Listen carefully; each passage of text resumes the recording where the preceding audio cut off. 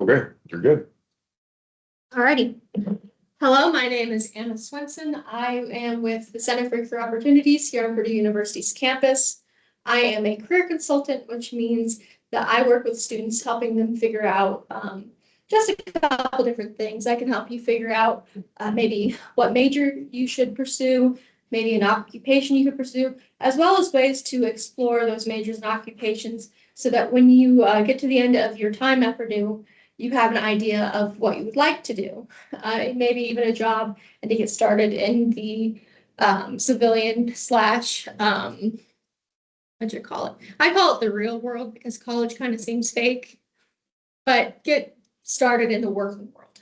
So one of the preparations that we have and ways to help you figure out what you want to do afterwards is going to the career fairs, or for planning and exploring the career fairs. So before we get started, I want you to ponder this question. What are some benefits to attending a career fair? Just think about it for a second and tell me what you think. Connection with employers you get. Yeah, connection with employers that you get, good. Anything else? Experience talking with the companies and the hiring people. Yes, good. So experience talking to the companies and the hiring people. So I've kind of outlined maybe two ways or two reasons that somebody might want to go to the career fair. One is to find / get that career, and the second is just to kind of learn. So career fairs are places where you're going to meet the employers face to face. It's also a place where you can seek employment opportunities like internships, co-ops, or full-time jobs. If you're not quite there yet, where you're not thinking, I'm seeking an internship, a full-time job, or some sort of opportunity like that, you can still go to the career fair simply to learn.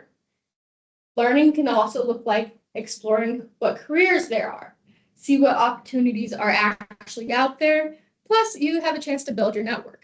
Sometimes in this day and age, we have so many options out in the world that we can't even kind of fathom what there is. What better way to discover what options you have than asking those who are providing those options? Career fairs are an excellent way to do that. So we're going to talk about a couple different things. Knowing before you go, during and after the career fair, as well as interviewing. So hopefully that career fair goes well and you get that interview afterwards. That's what we're going to talk about today. So, I just realized I skipped over two. See, this is something that you have to do before you go to the career fair or prepare for anything. Make sure you look over your materials and that it's all squared away, like I didn't do. So we're going to talk about, before you go, career fair overview, how my CCO can actually work for you, dressing for success, and the lovely elevator pitch that everybody likes. So one thing that you have to think about before you go to the career fair is all of the events that surround the career fair, because career fairs are not the only ways that you can meet employers, and it's definitely not the only way you can meet employers on campus. So one thing that you kind of want to look for are networking nights, alumni chats, employer information sessions, company hosted events, employers who come to classes / student organizations. And usually these events are hosted by student organizations or your classes where they'll sometimes come in, or just other organizations. For example, I know that the Veterans and Military Success Center facilitates a lot of these events, bringing employers to campus. I want to point out too that alumni chats is not necessarily labeled as come meet a potential employer, but it definitely is come meet a potential employer. Because even if these folks are not directly hiring for positions, they work in companies that you might be interested in, and they might be able to sometimes give you a referral or let you know about an upcoming event that you would be interested in, or an upcoming position that becomes available. And usually these events happen near or around career fairs. And because they're a little bit less advertised and less known, that's usually a pretty good place to meet employers and be able to have that one-on-one interaction without so much pressure. So those are some of the opportunities I want you to look out for. Oh, I forgot to ask my question. How many of you have been to a career fair before? Okay, we've got 2 people that have been to a career fair before. So you kind of know what it looks like. Yeah? Okay. So for those of you who don't know what a career fair looks like, I just wanted to point a couple pictures out. These pictures were taken at a career fair that happened last April, called the Just in Time Career Fair, which the Just in Time Career Fair happens every April. And it has like a variety of employers come, not just engineering companies, not just tech companies. This is the line to get inside. It's just upstairs in the PMU ballrooms. And as we kind of look at this line, I want to point a couple things out. So we've got some people with their backpacks on. Not necessarily bad. I know that some career fairs have places where you can store your bags. If that's a possibility, go ahead and do that. Something else that you'll kind of notice is that we've got this person who's kind of dressed up in a suit. How do you think this person compares to this person? Under proper attire. Yeah, it's proper attire. Who do you think the employer is going to be more impressed by? Dressing up in a full suit. Yeah, dressing up in full suit. At the very least, if this person, like, that's like the best clothes that they own, fine, you know, it's not too bad, but maybe at least tuck your shirt in. So that I kind of like that. Just another picture. It looks like a regular fair that you might see at like a county fair with lots of booths every place. If I were this person, I might dress a little bit differently. One thing that employers will have on their booths are like little free grabby things. And you can take those maybe, but you also kind of want to consider, do you want a bunch of stuff in your hands as you go and talk to other employers? You don't always have to take them, but they are available. So just kind of looking, another look at the career fair. And you can kind of see that how the employers are dressed. Maybe a good rule of thumb, and keep this in mind for like interviews too, you want to try to dress better than the employer is. So like, you know, khakis and a button-down shirt, great, but it'll be more impressive if you're dressed in a full-on suit. Then I also, yeah, and this person, you can see that she's talking to him. I also wanted to just show a picture of like Industrial Roundtable. IR. Yeah, the infamous IR, the largest run student career fair in the country. It's all outside. Sometimes it's sweltering.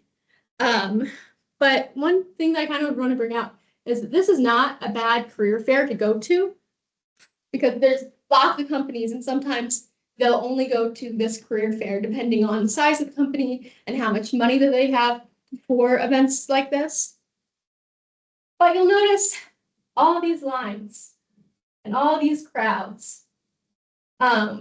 Sometimes that's not quite as fun, one for you or for the recruiter, because you have to think about it. The recruiter is standing, you might be standing in line for like an hour or walking around for a couple of hours. The recruiter is standing out there for 8 hours. And so they might be tired. They might be just waiting to talk to people as fast as possible. And so one thing that I'm going to recommend and let you know is that IR is not the only career fair that Purdue hosts on campus. There are a lot of other ones and a lot smaller ones too. The equivalent in the spring is PESC, the Purdue Engineering Student Council career fair, and it's also pretty big. So one way that you can kind of prepare for the career fair is go onto MyCCO. How many of you are familiar with MyCCO? And one person? It's okay. It's not like I talked about this in my other presentation. Anyway, so MyCCO is located right on the CCO's homepage. That's just cco.purdue.edu. You can also type CCO Purdue into the Google search and it'll get you there. It is the first link right here. You can log in with your Purdue credentials. It's easy peasy lemon squeezy. If you've logged in before and haven't logged in a long time, they've probably soft blocked you, and you can just send an email to askcco@purdue.edu to be unblocked, and we'll do that. So one thing that I really want to emphasize is that if you've got your resume polished and good and you like how it looks, go ahead and add it to your profile, your public profile in MyCCO, because that can do a lot of good work for you. One, sometimes employers are going to ask us to pull resumes and to create a resume book for them. So if your resume is uploaded here, made public, and it has all of the information or some of the information that person or recruiter is looking for, you could become a candidate for a position or company that you didn't even apply for. So definitely add your resume. Another way that it can work for you is that we have on our events tab up here, you get a whole list of different events coming up. You can filter by career fairs, and on each specific career fairs, you can click employers, and that employers gives you a whole list of folks who are actually coming to that career fair.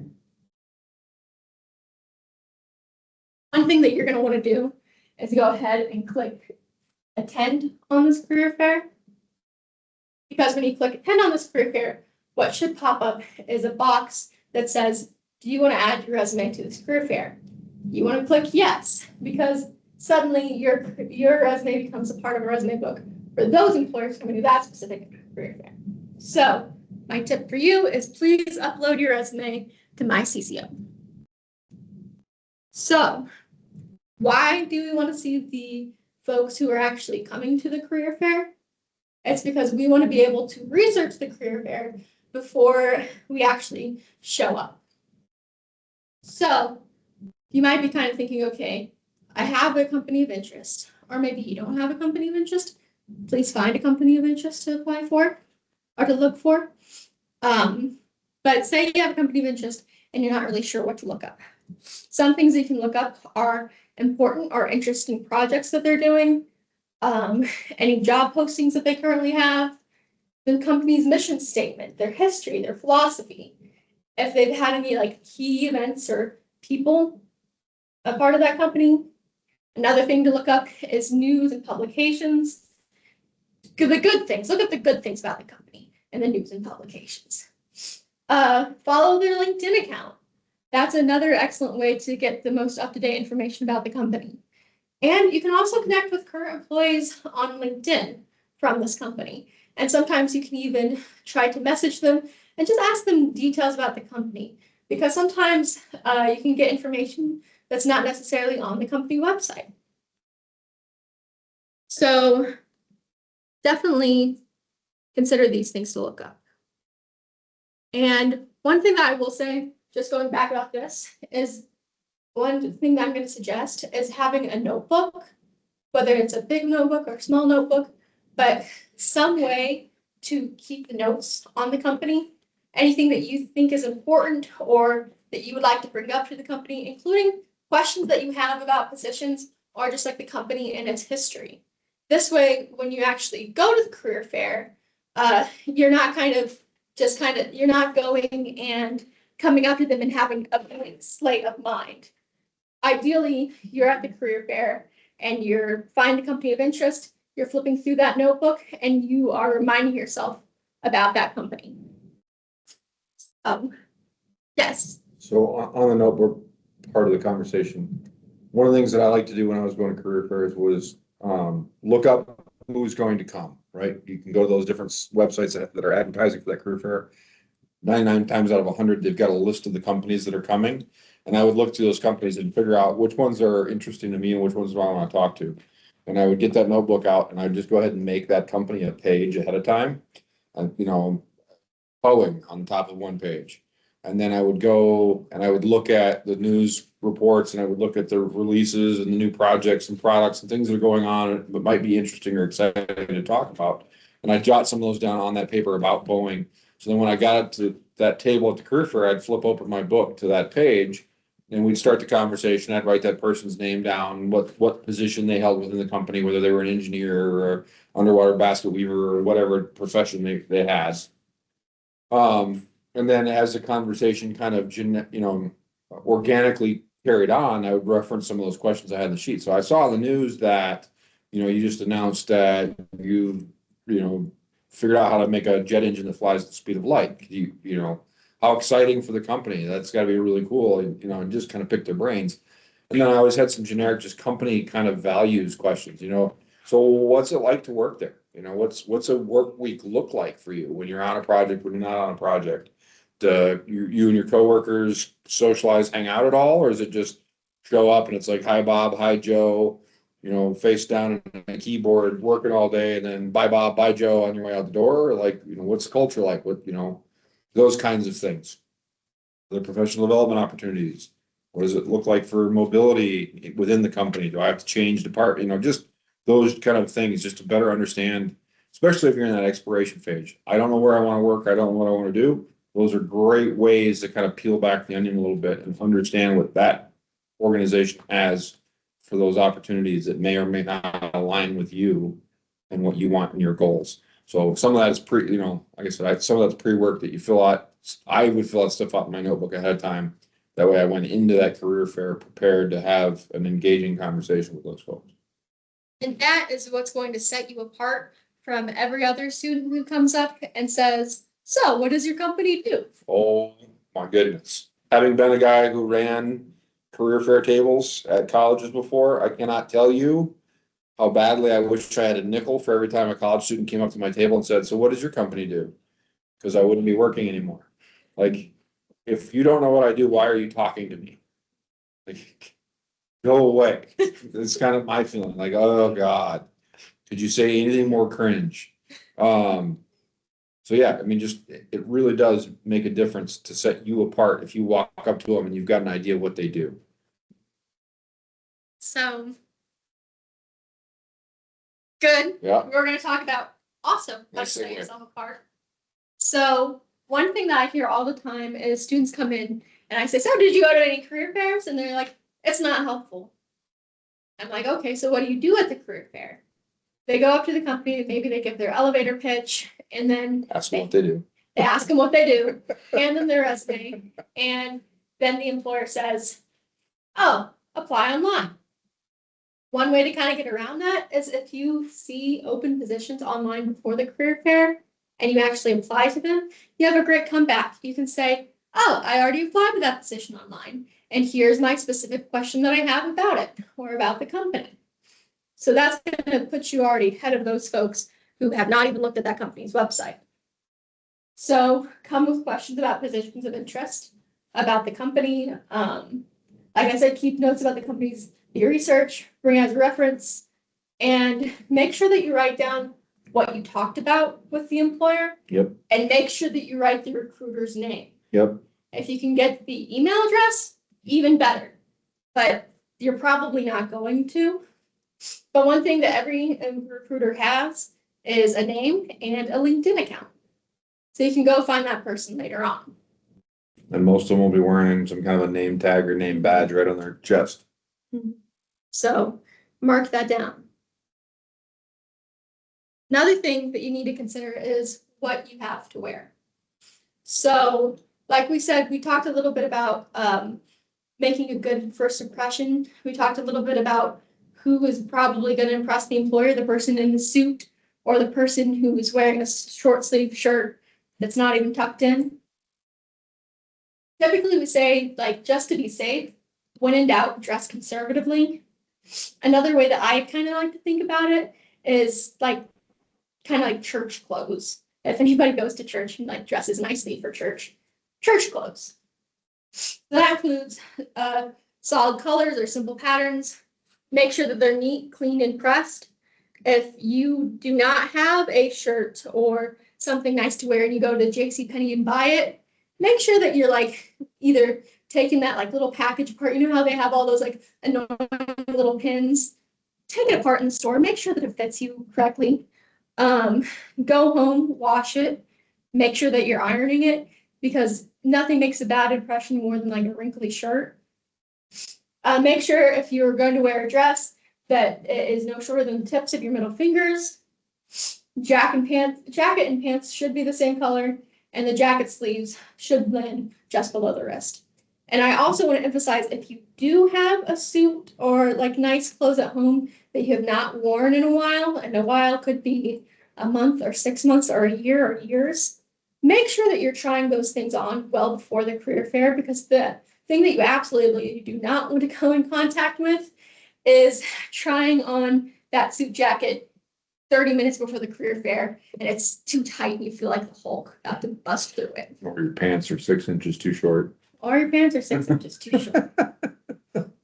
Shoes, make sure that they're comfortable, professional, closed toes, and socks should match the color of the shoes.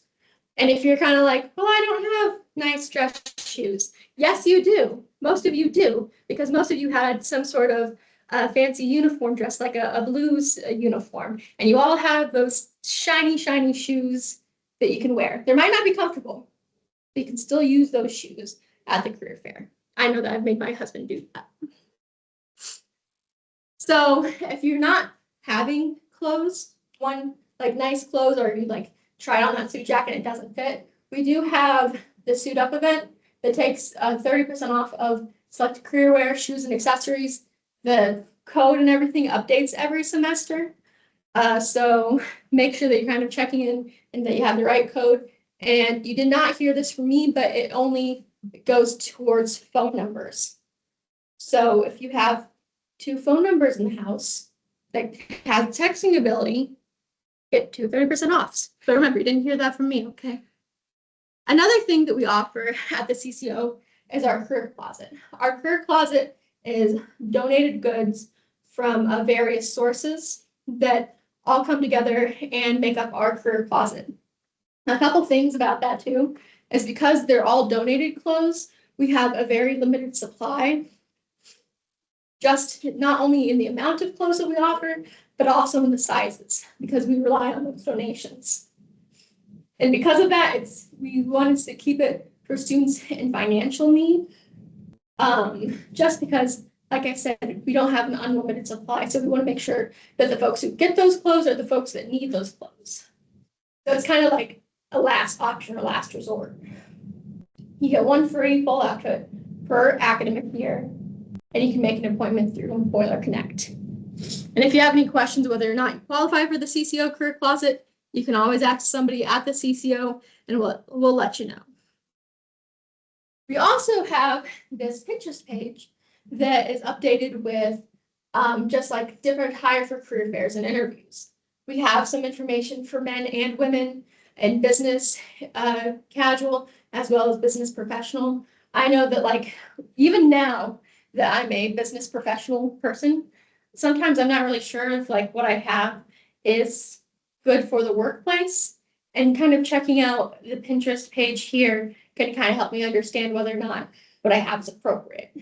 And like as you go on, you get a little bit better at knowing what is appropriate and what's not appropriate. But sometimes it's nice just to have a reference.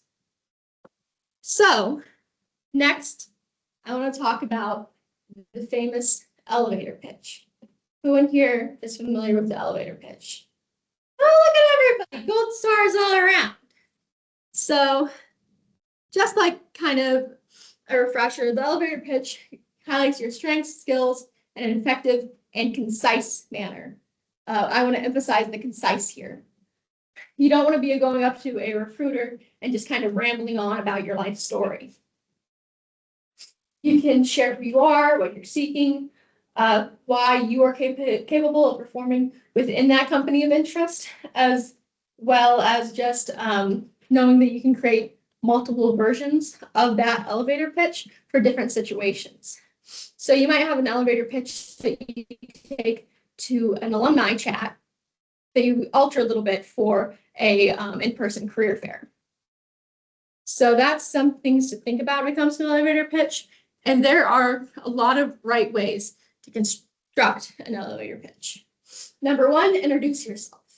This is just simply like saying, hi, my name is Anna Swenson. You can outline your education. Like, what are you studying? What are you researching? Interning. I will say that I had a student in my office last week who was studying mathematics and statistics. And she says that when she goes to career fairs and she gives her elevator pitch, she kind of sees the recruiter shut down as soon as she says that she's studying mathematics and statistics. And the next thing that they say is, well, we don't hire for that major. The truth of the matter is they do hire for that major. They just don't realize they hire for that major. So if you're kind of seeing that your elevator pitch at some point is shutting down that employer, switch it up a little bit. Instead of starting with what major you have, instead start with the career, not the career, start instead with the skills that you have, what you're seeking. That way, they're kind of engaged so that when you do say, oh, I have a mathematics and statistics degree, they're not thinking, oh, we don't hire for that degree. They're thinking, oh, we hire for those skills. Last part is asking advice. Maybe you want advice, maybe you want some information, maybe you want to connect with that person. But kind of always asking that last piece helps keep the conversation going and lets the recruiter talk for a little bit. But you always want to ask a question afterwards. That's why you want to do your research too, so that you have a good question to ask those employers. So, what is some information you might include in your own personal elevator pitch? Soft skills that relate to the company. Okay, soft skills that relate to the company, good. Anything else? Relevant work experience. Relevant work experience, good. Anything else? Your why. Okay, can you explain that? So I'll give you an example. So when I was trying to get into sports, it's one of those industries that everybody wants to work in sports because everyone wants the cool, Yankees logo or Red Sox logo or whatever on their polo shirt. And so the people on the other side of that table get very used to hearing the same answers over and over and over again about why people want to work in that industry or for that particular organization. So if you've got a unique story that you can tell, or at least hint at, you can pique their interest. So mine was, hi, my name is Brian Harvick. I'm a sports management student at Troy University. I'm retiring from the United States Army after 22 years of active duty on the state. And I'm interested in working in sports because sports saved my relationship with my children. Do you want to know more? Sounds like there's an interesting story there, yeah? So that was my end. Really? How so? And then now I've bought myself more time, right? So that was under 30 seconds for my elevator pitch, and I was able to pique their interest. They want to start asking me questions. They want me to start telling them more because suddenly I'm not the same person that they've seen 52 other times standing there in a badly fit or unironed JCPenney's brand new suit that is telling them they want to work there because it's always been their dream, or I used to be an athlete, so now I want to work in sports. Tell them why, if you have one. I'm not saying you got to go out and come up with some crazy story, but if you've got a reason for being interested in a particular employer, tell them. Particularly if you're military and you were talking to like one of the military industrial complex, like if you used to be, I don't know, an aircraft engine mechanic who worked on Lockheed Martin aircraft, and you can say, I spent a lot of time working on your vehicles and your equipment, and I've always been really, really impressed with how well it worked or how easy it was to fix, or I was always super frustrated because your engineers designed things that required 17 elbows and an arm to be able to reach a nut or bolt. That's an interesting conversation. That's different. That's unique. That's going to stand out. It's memorable. They want to talk to you more. And you're past the generic, hi, my name is Brian. I like long walks on the beach and warm wine. Here's my resume, right? You've created an opportunity for them to say, tell me more. And if they're thinking about you at the end of their day after they've seen 7 billion other students, you've done something right. Yeah, you win. So now we've prepped for the career fair and it's the day of. We want to be thinking about what we do during the career fair, but we want to also be thinking about what we do after the career fair. We want to talk about the first 30 seconds, what other things you can bring, what to expect. Ooh, somebody did not look at her slides very long. Ignore that, okay?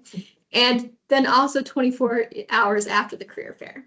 So you have 30 seconds to make a good first impression. One thing that I want to emphasize to you is that your first interview with that recruiter or that employer or that company is the first time you meet that employer. That's not the first official interview, but it is the first interview. Yep. So how do you make a good first impression? Oh, that's what this person asks. What can I do to make the most out of my first 30 seconds? I'm glad you asked. So I'm going to make sure that your attire is wrinkle-free, that it fits well, and it's appropriate length. Avoid any strong fragrances and excessive accessories. Now, if you're like somebody who wears earrings, for example, this is not the time for those big dangly show pieces. Keep it more conservative. Make sure that you are grooming and clean and preparation for the professional engagement. If you only take a shower once a week, make sure that your shower is the day of or before the career fair. I hope you take a shower more than once a week, but make sure you're nice and clean. Prepare and practice your elevator pitch for the ease of delivery. And as you're speaking to employers, make sure that you're maintaining eye contact, speaking confidently and clearly. These are all ways to make that first 30 seconds count.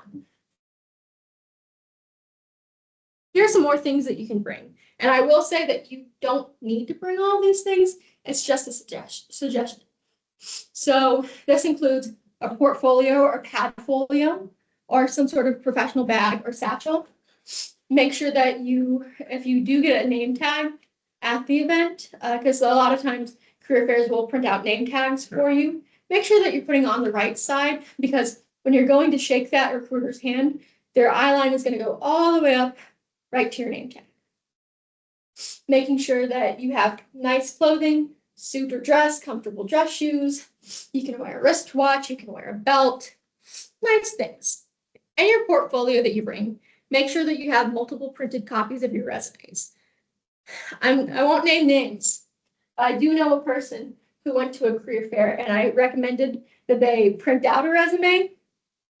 And they did print out the resume, then they folded it up and put it in their pocket. And it was only one resume.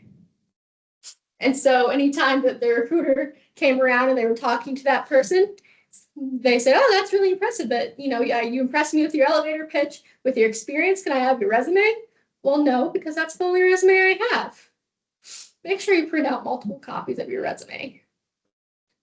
Now, other things you can do is customize business cards. I've learned that Staples has business cards for about $14.99 for about 200 of them. Simple, easy, have your name and information on one side, you can put the Purdue logo on the other. They also have virtual business cards. One company is Blink that you can use. Other things that you want to make sure that's in your portfolio are notes on companies of interest. That's where that research piece comes through. And you want to have a notepad with enough room to add more notes. And do we remember what sort of information that we want to add to our notebook as we talk to companies? Recruiter Names. Recruiters' names. Good. What else?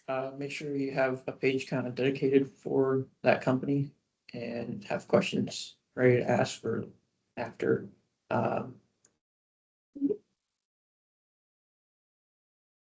And what you talked about. Yes, and what you talked about. Good. And that's going to come and help us later on. No spoilers, but it's going to help us after the career fair. So some things to kind of look at for what to expect on the career fair. You've already used MyCCO to have a good idea of what companies are going to be in attendance, but you can also download Career Fair Plus, which will allow you to see the employer list as well as a map of the event. And sometimes that's nice to have because some career fairs will have a big board that has all the company titles and all of the names down below, and you can match the numbers to the names. But with the app, you can just click on the numbers and see who's where. When you first get there, go ahead and do a lap of the career fair just to kind of get your bearings and an idea of who is where, just so that you feel more comfortable and confident as you go. So, ideas.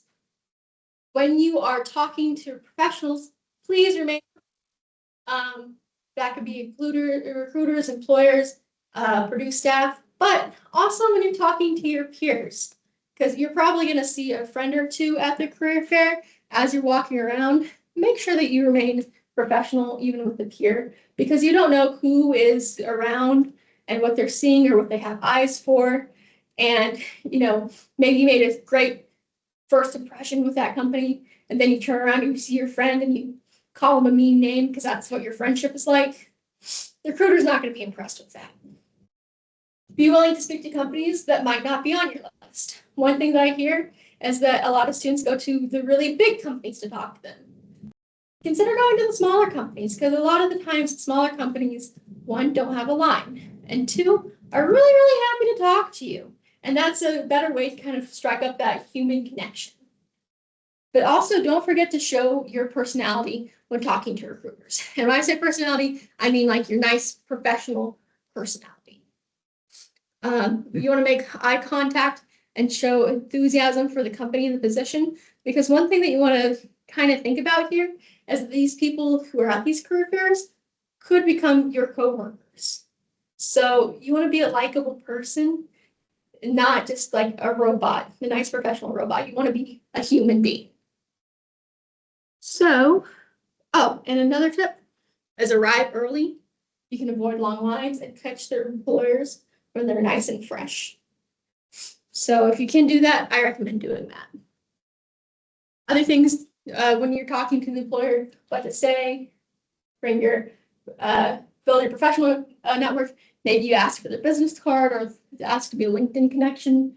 Don't be surprised for the business cards if they say, oh, I don't have any left or I didn't bring any. Just move on, it's okay. Make sure you write notes about your conversation. I said that several times because I want to emphasize that. And consider asking questions like, what qualifications are you looking for in a candidate? That's a good exploration question, especially when you're learning. What is your application process? When should I begin applying in relation to my graduation date? Those are all good questions that you can ask. Next, we have the 24 hours after the career fair. Didn't I tell you that like all that writing that stuff down is going to come help you later? This is when it's going to help you. So within 24 hours after the career fair, make sure that you're reaching out via email. If you received an email address, if you didn't, find that person on LinkedIn, look up their name. You can send a connection request. In those connection requests, you a lot of times also attach a note. If you have that capability, I would recommend attaching the note. There's more likelihood of them answering you back. When you send that email or when you send that connection request / message that employer, use your notes and recall something from your discussion. You might mention a specific job opening, how you'd be a good fit for it, and you want to make sure that you keep this follow-up concise. This person does not have a lot of time to read through every single message that they get. And I also want to emphasize too, that remind them where they saw you, because Purdue University is not going to be the first university they've been to that week, that month, that year. So you want to say, you met me at the Just in Time career fair. My name is whatever. We talked about this. If you're sending an email, make sure you attach your resume and your cover letter. And if they don't hear anything back, be willing to go back and reach out to them in a couple of weeks if you haven't heard anything back. And this follow-up is just as important as actually going to the career fair. So you go to the career fair. It goes fantastic. And they say, hey, please come and interview with us tomorrow or next week or whatever. There's a couple things I want you to keep in mind when it comes to interviewing. And what's great about interviewing is a lot of the preparation that you do for the career fair, it's going to be the same for the interview. So one thing is our beautiful STAR method. The STAR method is a way to answer interview questions so that you do it fully, concisely, and you're making sure that you're not rambling. So STAR just stands for situation, task, action, result. Situation, and one great thing about this too is that you're kind of telling a story through it. The more you can kind of tell a story and make yourself human to these recruiters, the better. So situation is just setting up the landscape, like where did you work? What were you doing? The task is what goal you were trying to reach. Action is what did you solve? What did you do to solve the problem or to reach that goal? And you need to remember the result. The result is the most important thing here and the thing that a lot of students forget. The result was, what is that? What did you learn from this experience? Or even what would you do different because of what you learned? But this is a great just kind of foundation to work through when answering these interview questions and making sure that you're doing it while you're practicing answering for interview questions. So here are some common interview questions. The lovely, tell me about yourself. Describe your greatest weakness. And do you have any questions for me? Like, I can't guarantee that you're always going to get these 3 interview questions, but you might get some form of them. So you might think, how do I answer them? For the tell me about yourself, I'm going to suggest you can just use either elevator pitch or modified elevator pitch. This is not the time to tell them about your life story. This is the time to tell them who you are, what you're seeking, and why you'd be a great candidate for this position. For the describe your greatest weakness, this has a lot of misconceptions about how you should answer. Sometimes people will say, oh, tell them a weakness that is actually a strength. Like, I just love to work too much. If that's, I mean, if that is true, you just love to work too much, sure. But the best case scenario here is be honest about your greatest weakness. For example, you might say, I find myself putting too much on my plate when I'm working. Or I can't think of another example because that's my example when somebody asks me about my greatest weakness. And so you want to be honest about it, but you also want to kind of curve it into a learning experience. Yes, I put too much on my plate, but because of that, I've learned how to manage my time better, or I'm trying to learn how to say no to projects that I know I could not take on at that moment in time. But when you're also describing your greatest weakness and being honest, please be aware. So, for example, if you have a position where the main thing is you're working with kids and your greatest weakness is that you just absolutely hate kids, don't tell them that. I can't stop swearing. I just can't stop swearing. Probably not gonna hire at this daycare. So, so be honest, but be aware. Then the question of, do you have any questions for me? This is where your research is going to be helpful. This is where you're going to say, hey, I saw this news publication where you're doing this thing, or your mission statement says this. Can you tell me more about that? Or some great questions, some other simple questions of, do you have any questions for me? Include, what was it? It's like, how did you get your position? Or what has your time been like with the company? Sometimes like turning that question back on the person who's interviewing you gives you a break and like puts them in the driver's seat. So that's not kind of nice. We also have interview resources. One thing that we have available online and that's also available as a physical copy, and I know that there are some in the Veteran Military Success Center, are our handbooks. Our handbooks have an outline of the STAR method as well as a bunch of sample interview questions that you might be asked. These interview questions don't go into specific jobs or companies, because sometimes you have interviews that are like more technical interviews that they're like, code Python for us. We don't have those questions. We have more questions like, what unique skills do you have? Describe yourself in 3 words. And what we'd recommend is finding a friend or a family member and making them ask you some of these questions so you get to practice. We also have Big Interview, which is an online resource that you can access whenever you want. I've usually recommended to students who have trouble doing virtual interviews, which we're kind of seeing more and more of as the first round interview. So these are kind of are basically modules and videos that ask you interview questions. You have a chance to record yourself and play it back and kind of see how you answer. Offer mock interviews. If you are interested in a mock interview, you just make an appointment with the CCO and let us know that that's what you're wanting. It's even better if you have the specific job that you're applying for. The interview, because this is just as important as the interview. Within the 24 hours, send a thank you note or an email to the interviewers. Some people will send like a handwritten card to the interviewers thanking them. I've heard of people like doing that right after they get out of the interview and they're in the company lobby and sending it. I've sent notes through the mail, but I've also sent emails as I'm sending those notes. So always thank them for their time. Say you get an acceptance. Good, great. One thing I'm going to suggest is coming to the CCO and discuss job offer negotiations with us. If you get a rejection, thank them for their time and consideration and use that rejection as a learning opportunity. I will say that as long as you like thank them for their time and consideration, letting them know that you are interested in any positions that they have afterwards, that can go a long way, because I will tell you, for the current job I have now, I was first rejected from it. But I said, thank you, appreciate it. I would really love to work for the CCO someday. And then the other candidate fell through, and guess who got the job? Me. And I wouldn't have gotten it if I didn't say thank you. If you don't receive any response, and it's past the time that they said that you should expect a response, email them back, thank them again for their time, re-express your interest in the position, and ask about the status of your candidacy.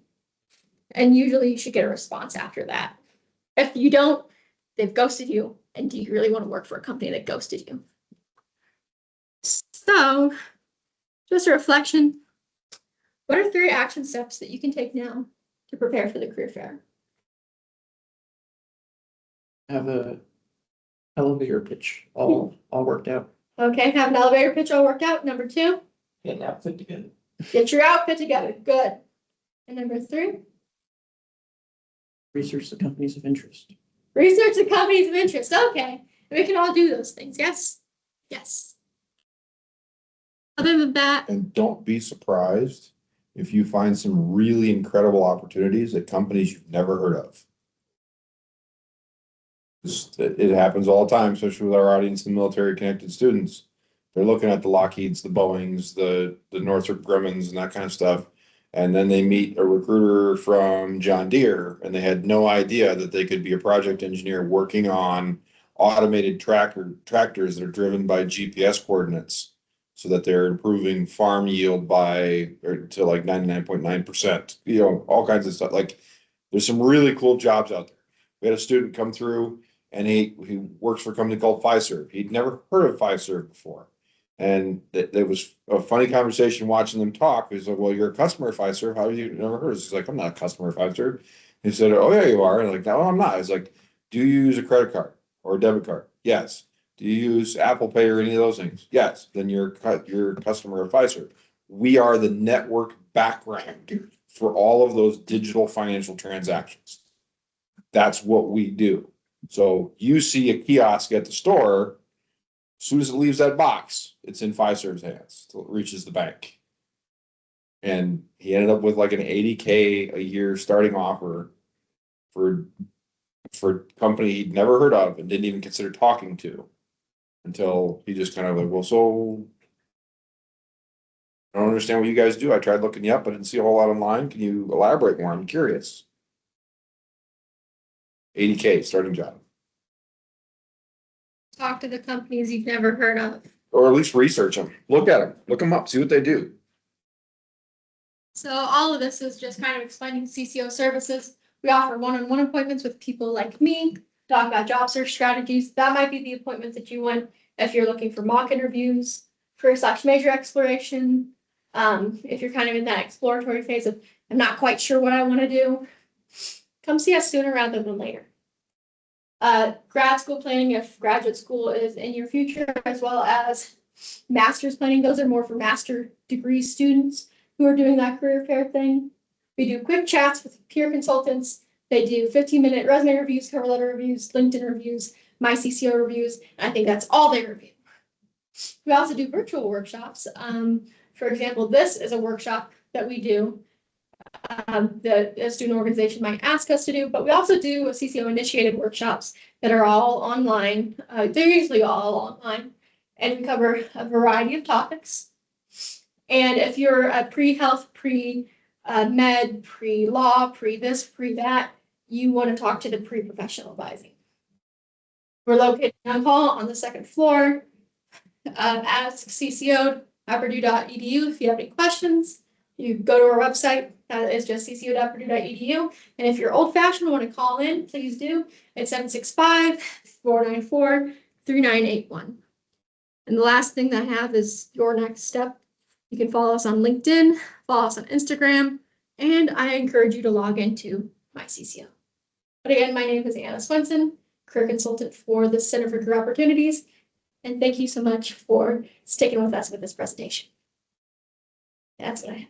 Thank you. Thank you. Anybody got any questions? Oh yeah, I can take questions too. We have one out there online. If you have any questions, you can feel free to unmute your mic and ask, or you can send it to me in the chat and I'll ask on your behalf. And this is consent. It really is about prep, right? Doing well at any of this career stuff happens before the event. It happens beforehand. The work you did on your resume to tailor it, to craft it, to review it, revise it, edit it, all that stuff. The preparing your wardrobe so you don't show up the day of looking like the old, look like you're wearing your little kid's clothes. Making sure that your stuff's, ready to go. We had students show up for professional photography day a couple years ago when we still did those. And he literally had opened his JCPenney's dress shirt and put it on. And so you could see the creased folds from it being in the wrapper. You could see the pin marks. Like, dude, we can't take your picture like that. Your shirt's wrecked. Like, you need to go iron it before we take a photograph, and this becomes your professional headshot. So don't do the college student trick of waiting to the last possible second. Put the work in a little bit early so that when you show up that day, you're gonna kill it. And you will stand out against your peers because they are going to wait until the day of at the last possible second to do the stuff to prepare. And they're going to look like, we used to call them dorky college students. Like when we go to career fairs, like, oh my God, I can't take any more dorky college students. Can we just get one student who looks like they give a damn and actually tried to do well? And when that student walks up to your table and starts talking to you, you can't work hard enough to not let them go anywhere else. We would like to offer you a job interview right now. Please see my associate to go to this conference room and conduct a job interview. And there are companies that will come here and do interviews here while they're here on the spot. That's one thing. Too, especially after IRPS, all of the rooms on the second floor of Young Hall are filled with recruiters doing interviews. Here too. Oh, here. They book these conference rooms. They take the tables upstairs in the hallway, the second floor of the hallway. They even do the Hicks Library. Right. They're all over the place doing interviews. So if you show up and you've done your homework and you've prepared, there's potential that you could kill it hard enough that they actually get you an interview slot right off the rip. And that's pretty cool. Students do good jobs that way. Yep. No questions from anybody online? Thank you, Anna. I really appreciate your presentation. I'm going to go ahead and kill the recording now. And maybe turn it off. Go. Stop recording.